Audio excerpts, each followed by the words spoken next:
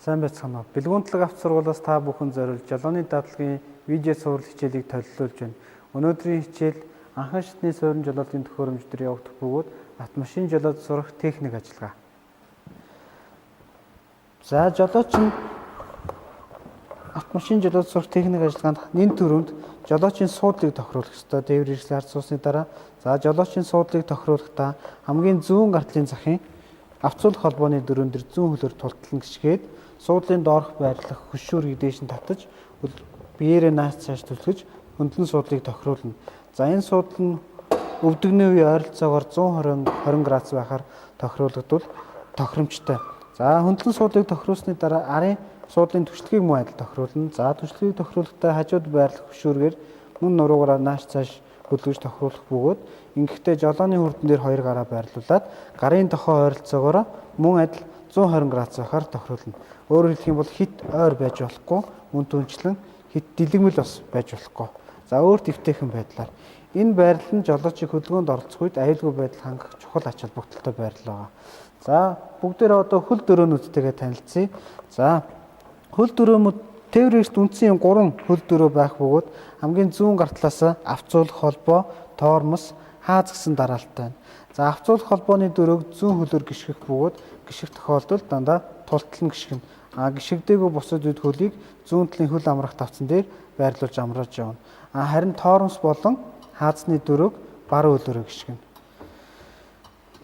За авцуулах холбооны дөрөөг ямар үүрэгтэй вэ гэхээр 3хан тохиолж жолооч мөн гიშгдэг. Үүнд нэгдүгээрт асаахын тулд тээвэр эрслийг асаахын тулд авцуулах холбооны дөрөөн дээр гიშгэнэ.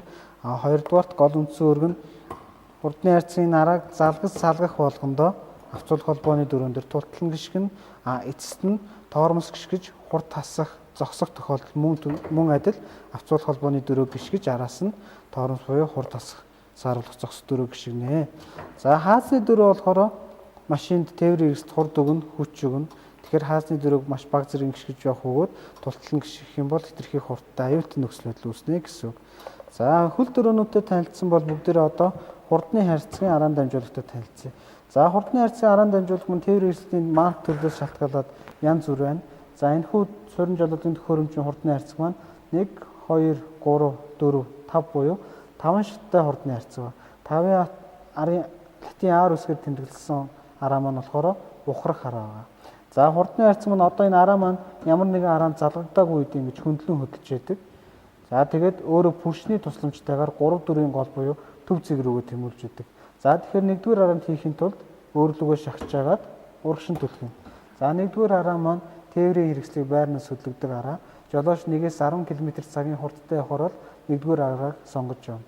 За таны хурд магадгүй 10-аас дээш гарах юм бол 1-ээс чигээрээ хойш нь татаж 2-р арааг сонгон явна. За 20-аас дээш гарах юм бол 2-р араас урагшин түлхэж 1-2-ын голд аваачаад төв цэг рүү нь буюу натурал цэг рүү нь авчаад урагшин 3 руу түлхэж хурдандаа тохируулж араагаа сонгож явна. За 30-аас дээш гарах юм бол 3-аас чигээрээ хойшоо 4-р араа. За 40-оос дээш хурдтай явахаар 5-р арааг сонгон явна. За мөн ухрах тохиолдолд 5-ын ардлын R гэсэн арааг сонгож явна. Ингэж арааг сонгох болгондоо залгаж салгах болгондоо та авцуулах холбооны дөрөөн дээр тулталн гიშгэх ёстой гэдгээ мартаж болохгүй. За дараа нь бүгдээрээ жолооны хүрдтэйгээ танилцъя.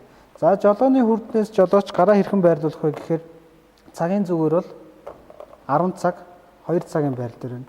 Энэ нь бусад хянах хэмжих хэрэгслээ харахад тулбар бөгөөд хөдөлгөөнд оролцох үед хөдөлгөөний аюулгүй байдал ач холбогдолтой байрлал. За баруун зүүн гараараа ерөнхийдөө жолооч тээврийн эрсдэл жолоодох бөгөөд араа салхих тохиолдолд баруун гар сална. Бусад тохиолдолд ямар нэгэн гар заавал жолооны хүрдэн дээр байнгын байрлаж явна. Баг зэргийн баруун зүүн гар тийш ирэх хэрэглэлтэн дээр бол үндсэн байрлалаараа гараа салахгүй эргүүлнэ.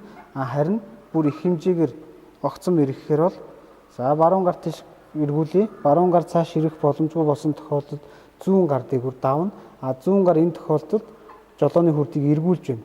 За зүүн гар дээрээс даваад жолооны хүрдээс барьсны дараа зүүн гар тавиад үндсэн 10 цаг 2 цагийнхаа байрал дээр ирэх нэ. За эсвэл зүүн гар тийш юм уу адил. Яг эсрэгээр нь зүүн гар тийш эргүүллээ. Зүүн гар ирэх боломжгүй тохиолдолд зүүн гар жолооны хүрдээс салгаад баруун гар дээр давх хооронд баруун гар жолооны хүрдээ цааш эргүүлсээр байна. Тэгээд үндсэн 10 цаг 2 цагийнхаа байрлалаар эргүүлнэ. За энэ нь хамгийн аюулгүй жолоодлогт тооцогддог байна. За жолооны хүрдний дараа ард нь энэ байрлах анхаарал дохио өгдөг чиг заагч хөшүүрэг байгаа. За энэ чиг заагч хөшүүргийг доош нь зүүн дохио өгнө. Дээш болохоор баруун дохио өгнө. За жолооч гол нь жолооны хүрднээс гараа салахгүйгээр зүүн баруун дохио өгч сурах хэрэгтэй. Гар ингэж салж ирээсөө болохгүй байгаа.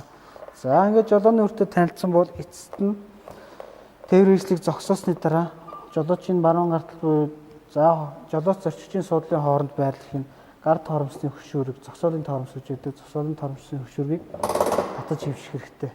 За энэ маань таны машин өнхрөхгүй, за мөн түншлэх хүч чадлаас сэргийлэх үүднээс татна. Хөдөлгөөнд оролцохдоо баг зэргийн дээш нь татаад дээр байрлах түгжийг эрхий уруугаараа дарж доош нь буулгаж хөдөлгөөнд оролцсноо.